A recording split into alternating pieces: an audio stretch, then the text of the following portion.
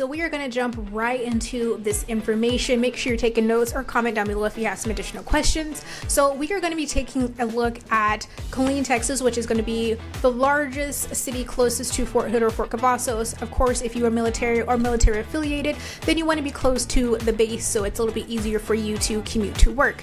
Because of course, commute times are a big factor as well. So what we're going to look at is just some data points here so you can kind of know, hey, what's going on in the market? How can I use this to my advantage if I'm looking to purchase or even sell in the Killeen area? Because sellers, it's still a good opportunity for you too. You just have to be a lot more strategic in it, and that follows up with prep work, marketing, pricing, and all those sort of things. So if you're interested in selling, let me know and we can definitely have that discussion. But so we're going to look at Killeen, and as we can see here right off the bat, we have a price decrease.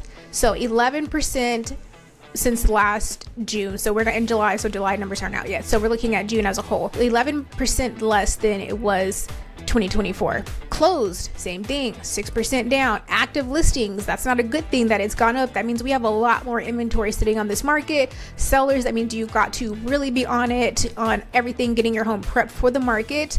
Buyers, that means you have a lot of inventory to take a look at, and that gives you a lot more leverage in this current market in those negotiations, or just time in regards to you can actually breathe, you can kind of make decisions, you have time on your side.